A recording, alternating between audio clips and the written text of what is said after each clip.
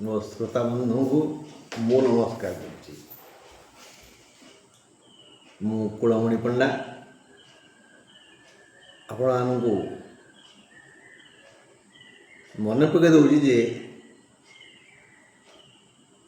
29 ତାରିଖରେ ଏଇ ମାର୍ଚ୍ଚ ମାସ 29 ତାରିଖରେ ଯେଉଁ ଶନିଚଳନ ହେବ ଏ ବିଷୟରେ ଆମେ ଏକ ଦୀର୍ଘ ସନ୍ଦର୍ଭ ପାଠ କରିଥିଲେ। ହାରାହାରି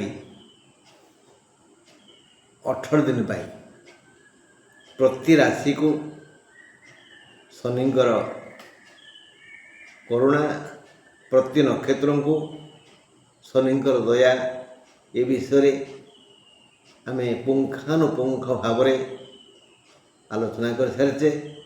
ପ୍ରାୟଶ୍ଚିତ ବସାଇ ଦିଆହେଇଛି। ତେଣୁ ଆଶା କରେ ସେହି ପୁରୁଣା ଫର୍ଦ୍ଦକୁ ଲେଉଟାଇ ଆଉ ଟିକେ ପଢ଼ିଦେବେ, ଶୁଣିଦେବେ, ଜାଣିଦେବେ, ବ୍ୟସ୍ତ ବିବ୍ରତ ହେବେନି। ଶନି ଚଳନ ପ୍ରତି ନକ୍ଷତ୍ରକୁ ଅବଶ୍ୟ କଲ୍ୟାଣ କରିବ। ଆଜି ଆମେ ଯେଉଁ ଆଲୋଚନା କରୁଛେ ତାହା ଗୁରୁଚଳନ, ବୃହସ୍ପତିଙ୍କ ଚଳନ। ବୃହସ୍ପତି ଆସନ୍ତା 14 ତାରିଖ ବୁଧବାର ମେ ମାସ ମେ 14 ବୁଧବାର 4ଟା ବେଳେ ମିଥୁନ ରାଶିକୁ ଗତି କରିବେ, ଯାତ୍ରା କରିବେ। ତେଣୁ ମିଥୁନ ରାଶି ଉପରେ ତାଙ୍କର ପ୍ରଭାବ କେତେ ରହିବ ଓ କିପରି ରହିବ? ହଁ ବନ୍ଧୁ, ଯେ ଲେଖା ଅଛି ଆର୍ଷବଚନ, ଋଷିମାନେ ଲେଖିଛନ୍ତି ଯିବେ ଦ୍ୱିତୀୟ ଧନଧାନ୍ୟ ଭୋଗୀ। ସେମିତି ଜନ୍ମ ରାସୌ ସୁରାଚାର୍ଯ୍ୟେ ରାମ ରାଜା ବନଂ ଗତ। ଭଲ ଅର୍ଥରେ ଗଲା ଯିବେ ଦ୍ୱିତୀୟ, ଖରାପ ଅର୍ଥରେ ଯେ ଜନ୍ମ ରାସୌ ସୁରାଚାର୍ଯ୍ୟେ ରାମ ରାଜା ବନଂ ଗତ। ଯେତେବେଳେ ଯେଉଁ ରାଶିକି ସୁରାଚାର୍ଯ୍ୟ, ସୁର ବୋଲନ୍ତି ଦେବତା, ଆଚାର୍ଯ୍ୟ ମାନେ ଗୁରୁ, ସୁରାଚାର୍ଯ୍ୟ ବୋଲନ୍ତି ଦେବଗୁରୁ। ଦେବଗୁରୁ ଯେଉଁ ରାଶିରେ ଯାତ୍ରା କରନ୍ତି, ଯେଉଁ ରାଶିକୁ ଗତି କରନ୍ତି, ତାକୁ କୁହାଯାଏ ଜନ୍ମ ରାଶି। ଅର୍ଥାତ୍ ମିଥୁନର ହେଲା ଜନ୍ମ ବୃହସ୍ପତି। ଯେତେବେଳେ ଶ୍ରୀରାମଙ୍କର ରାଶିକୁ ମାନେ ଅଶ୍ଳେଷା କର୍କଟକୁ ବୃହସ୍ପତି ଅଭିଗମନ କରିଥିଲେ, ସେତେବେଳେ କର୍କଟ ରାଶିର ଜନ୍ମ ବୃହସ୍ପତି ହୋଇଥିଲା। କୁହାଯାଏ ରାତି ପାଇଥିଲେ ରାମ ରାଜା ହେଇଥାନ୍ତେ, ରାତି ପାହିଲେ ବୃହସ୍ପତି କର୍କଟକୁ ଆସିଯିବାରୁ ତାଙ୍କର ସେଇ ରାଜପଦ ହରିଗଲା। ସେ ବନକୁ ଚାଲିଗଲେ, ସେ ବନକୁ ଚାଲିଗଲେ। ରାମ ରାଜା ବନଂ ଗତ।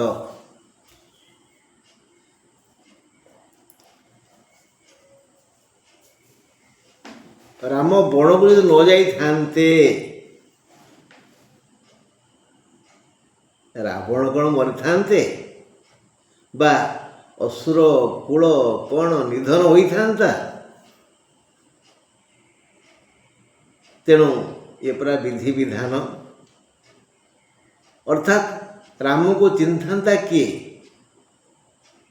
ଆପଣମାନେ ଯିଏ ଯେଉଁଠି ଅଛନ୍ତି, ଯଦି କେବଳ ସେଇ ଘରେ ରହିଯିବେ, ସେଇ ଗାଁରେ ରହିଯିବେ, ସେଇ ଅଞ୍ଚଳରେ ରହିଯିବେ, ଆପଣଙ୍କୁ ଚିହ୍ନିବ କିଏ, ଜାଣିବ କିଏ?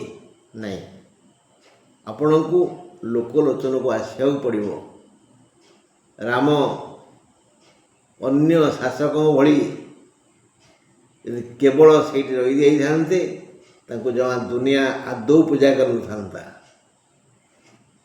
ଆଜି ଆମେ ସମସ୍ତେ ରାମ ରାମ ରାମ ଶବ୍ଦ କହୁଛେ, କେବଳ ସେ ତାଙ୍କର ଅନ୍ତର୍ନିହିତ ଗୁଣର ଅନ୍ତର୍ନିହିତ ଶକ୍ତିର ବିକାଶ କଲେ। ସୁତରାଂ ଜନ୍ମ ବୃହସ୍ପତି ହେଲେ ବ୍ୟକ୍ତିକୁ ଧନ ନ ମିଳିପାରେ, ଘର ବାଡ଼ି ସୁନା ରୂପା ଟଙ୍କା ପଇସା ସୁଖ ନ ମିଳିପାରେ, ଯଶ କୀର୍ତ୍ତି ଅବଶ୍ୟ ମିଳିବ। ଏବେ ମିଥୁନ ରାଶିର ସମସ୍ତ ବ୍ୟକ୍ତି ଚିନ୍ତାରେ, ମୋ ରାଶି କି ମାନେ ମିଥୁନ ରାଶି କି ବୃହସ୍ପତି ଚଢ଼ିବେ, ବଡ଼ ହାନି ହେବ। ନାଇଁ ନାଇଁ ନାଇଁ ନାଇଁ ନାଇଁ, ଆପଣ ଲୋକଲୋଚନକୁ ଆସିବେ, ଆପଣଙ୍କୁ ଆପଣଙ୍କର ନିଜ ଲୋକ ପରଲୋକ ସମସ୍ତେ ଜାଣିବେ। ଏଣୁ ଆସନ୍ତୁ ବନ୍ଧୁ, ଆଗେ ଦେଖିବା ଆପଣଙ୍କ ଜନ୍ମ ଜାତକ। ଜନ୍ମ ଜାତକରେ ଯଦି ବୃହସ୍ପତି କର୍କଟରେ, ସିଂହରେ, ବିଛାରେ, ଧନୁରେ, ମୀନରେ, ମେଷରେ ଅଛନ୍ତି ତ ଭଲ। ଯଦି ପଞ୍ଚମରେ, ନବମରେ ମାନେ କୋଣରେ ଅଛନ୍ତି ବି ଭଲ। ଯଦି ଲଗ୍ନରେ, ଚତୁର୍ଥରେ, ସପ୍ତମରେ, ଦଶମରେ ମାନେ କେନ୍ଦ୍ରରେ ଅଛନ୍ତି ଭଲ। ଯଦି ସେ ତାଙ୍କର ଅଧିମିତ୍ର, ପ୍ରିୟମିତ୍ର, ଇଣ୍ଟିମେଟ୍ ଫ୍ରେଣ୍ଡ ମଙ୍ଗଳଙ୍କ ଦୃଷ୍ଟିରେ ଅଛନ୍ତି, ମାନେ ମଙ୍ଗଳ ଯେଉଁ ରାଶିରେ ଅଛନ୍ତି ତାର ଠିକ୍ ସପ୍ତମରେ ବୃହସ୍ପତି ଅଛନ୍ତି, ତେବେ ଆହୁରି ଭଲ। ଯଦି ଏଭଳି ପରିସ୍ଥିତିରେ, ଏଭଳି ନକ୍ସାରେ ଆପଣ ଅଛନ୍ତି, ଏଭଳି ଜାତକରେ ଆପଣ ଅଛନ୍ତି, ଡରିବାର କୌଣସି କାରଣ ନାହିଁ। ଯଦି ସେ କୋଣରେ ନାହାନ୍ତି, କେନ୍ଦ୍ରରେ ନାହାନ୍ତି, କି ମିତ୍ର ଦୃଷ୍ଟିରେ ନାହାନ୍ତି, ମିତ୍ର ଗୃହରେ ନାହାନ୍ତି, ଅଛନ୍ତି କେଉଁଠି? ଶୁକ୍ରଙ୍କ ଦୃଷ୍ଟିରେ, ବୁଧଙ୍କ ଦୃଷ୍ଟିରେ, ରାହୁ ଦୃଷ୍ଟିରେ, ତାହେଲେ ଟିକେ ମନ୍ଦ। ମାନେ ଯେଉଁ ଜାଗାରେ ଶୁକ୍ର ବା ବୁଧ ବା ରାହୁ ଅଛନ୍ତି ତାହାର ସପ୍ତମରେ ଅଛନ୍ତି ବୃହସ୍ପତି, ମାନେ ବୃହସ୍ପତି ଟିକେ ଦୁର୍ବଳ। ବୃହସ୍ପତି ଆଉ ଗୋଟେ କାରଣ ଦୁର୍ବଳ ହୁଅନ୍ତି, ସେ କେନ୍ଦ୍ରାଧିପତି, ମାନେ ସେ ଲଗ୍ନ, ଚତୁର୍ଥ, ସପ୍ତମ, ଦଶମର ଅଧିପତି। କହିବାର ଅର୍ଥ ହେଲା ଧନୁ ଆଉ ମୀନ ତାଙ୍କ ଘର। ଯଦି ଏଇ ଘର ଲଗ୍ନ, ଚତୁର୍ଥ, ସପ୍ତମ, ଦଶମ ହେଇଯାଏ ତାହେଲେ ବୃହସ୍ପତି ଟିକେ ଦୁର୍ବଳ ହେଇଯାଆନ୍ତି। ଏଇ ଦୃଷ୍ଟିକୋଣରୁ ଆମ ଜାତକ ଆଗେ ଦେଖିବା, ତାପରେ ହସିବା ବା ଖୁସି ହେବା ବା ନିନ୍ଦିବା ବା ବନ୍ଦିବା। ଆଜି ଆମେ ଆଲୋଚନା କରିବା ପ୍ରଥମେ ମିଥୁନ ରାଶିର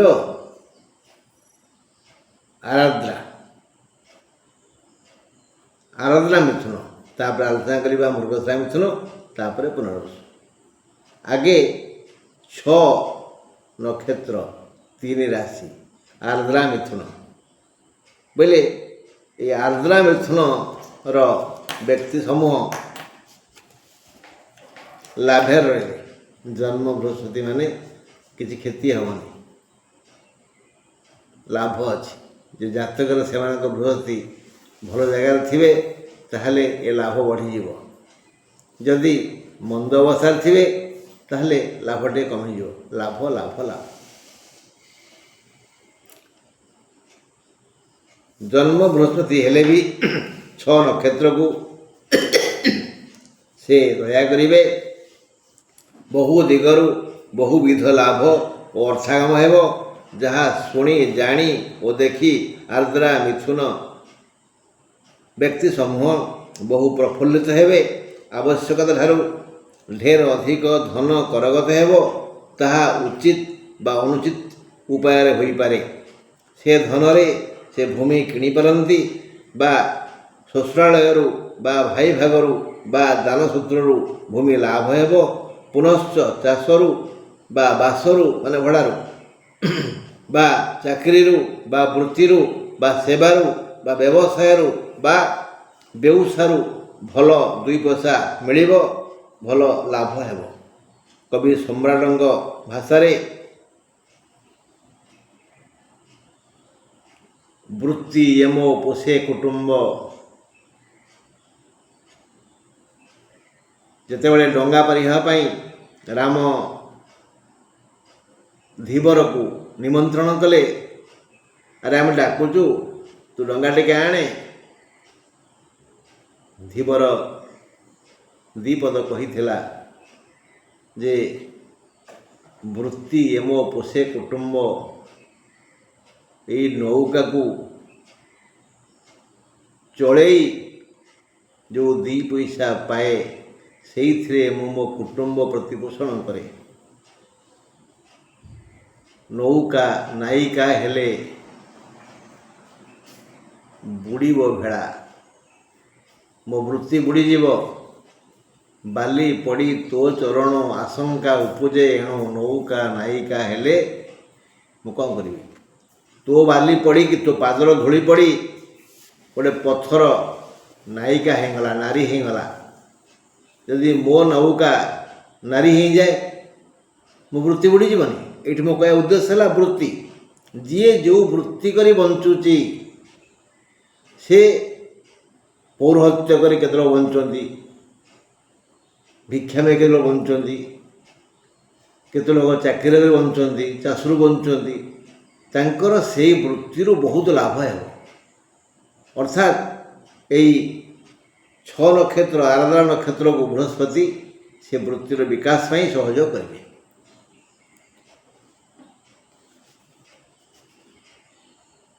हेले ए आर्थिक विकास पाई केते लोग व्यवसाय करती कहीं घरोई चिकित्सा करती कहीं भिक्षावृत्ति करती कहीं लांच नियंती से जहा जी जो उपाय बंची बंचु से आमर कहबार किसी ना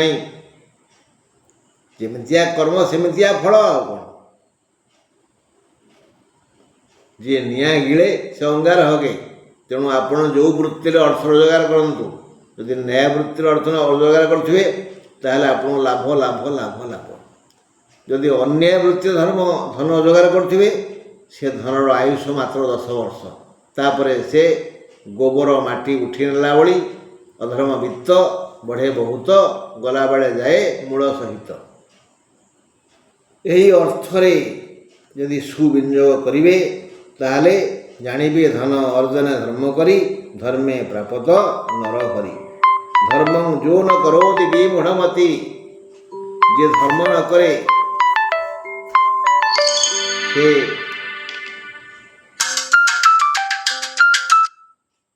जे धर्म न करे से मंदमती से मूढ़ तापाई दुख अच्छी तेणु लिखिले कवि लिखिले धर्म एक पोत गढ़ी विधि करने को यही संसार बारिधि तेणु हे मोर भाई बंधु कुटुंब अर्जित संपत्ति रे धर्म करंतु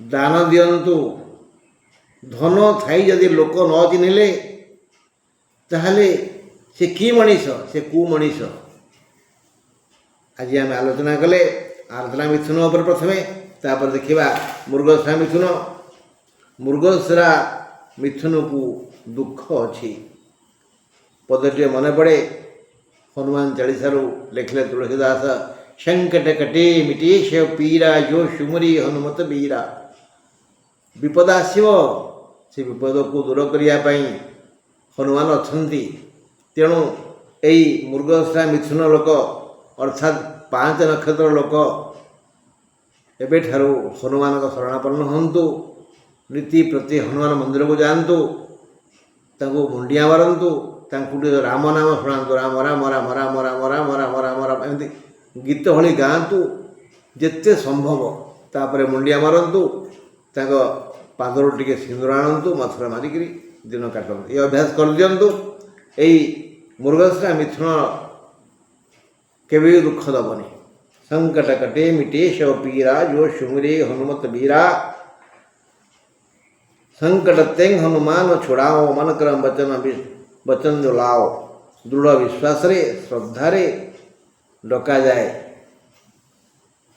हला संकट कटे मिटे शव पीरा यो सुमरी हनुमत बीरा संकट तें हनुमान छुड़ाओ मन क्रम वचन ध्यान लाओ। काय मनोवाक्य रे जे तांको विश्वास करिवो ध्यान करिवो हनुमान ता संकट दूर करिवे।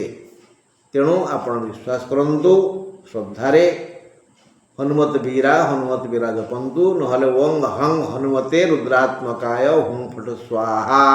ओं हं हनुमत रुद्रात्मकाय हुं फट स्वाहा ये मंत्र को अति कम 18 थर जपंतु। हाँ लाभ हो।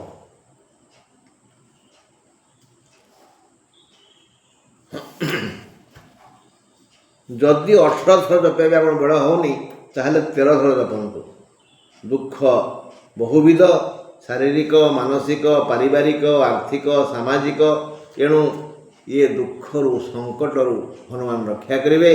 हेले दुख कहीं आसुछि सुखस्य दुखस्य न कविदाता कहीं क्या सुख दिए ना कि दुख दिए ना। आम जमती कर्म करवा सेमती फल फलिब जमती बुणवा सेमती तोड़वा कर्मानुसार फलम आमे करुथिबा भूल कर्म कामरू भूल फल मिलता है जार आन नाम दुख। गीता वाणीटे मन पड़े मोर जे कर्मण्येवाधिकारस्ते माँ फलेषु कदाचन। श्रीकृष्ण अर्जुन कहले तमें कर्म कर चल तमें क्षत्रिय युद्ध करवा देश को रक्षा करवा अन्याय को विरोध करवा तुम धर्म तुम कर्म कर्म कर चल फल मु देवी। आमे भगवान देखिले गई तेणु भगवान जार जे अदृश्य जे अनादि जे अनंत से फल देवे आमको। आम जमती कर्म करवा सेमती फल पाइबा। मनीष देहे दिव्य ज्ञान देखि सतोष भगवान भगवान आम देहरे दिव्य ज्ञान देते आम भल कर्म करवा। यह जानी आज ठारू कृत कर्म प्रायश्चित स्वरूप जो दुख भोगिबा जानीपारे तेणु मन जाने पाप तेणु से पापर प्रायश्चित एबेठू यथा शक्ति यथा संभव दान करंतु। सत्पात्र रे जहाकू देले से खुशी हव आ कामे लगेब। दुखी रंकी इनको खाद्य दिंतु यथा शक्ति। गो सेवा करंतु पिता माता सेवा करंतु मंगल हेब। चलंती प्रतिमा से भगवान से आम बापा माँ आम भगवान आम भगवान कहीं देखने कहीं आमको खाया पीवा पिंधा देनी पढ़ेनी तेणु आमको खाइबा पीवा पिंधा रहा और पाठ पढ़ा व्यवस्था करम बापा माँ से हेल्ले चलती प्रतिमा सेवा करवा पिता माता सेवा ठार अन्न बड़ सेवा किसी ना। तेणु गुरु पूजा बा गोरु पूजा करंतु। गुरु बोलते पिता माता से दुहीं को आम चलती देवता भावी सेवा कले से शांत हेबे संतुष्ट हेबे आमर मंगल हेब। एबे आमे देखिबा मृगसा मिथुनर शेष अंग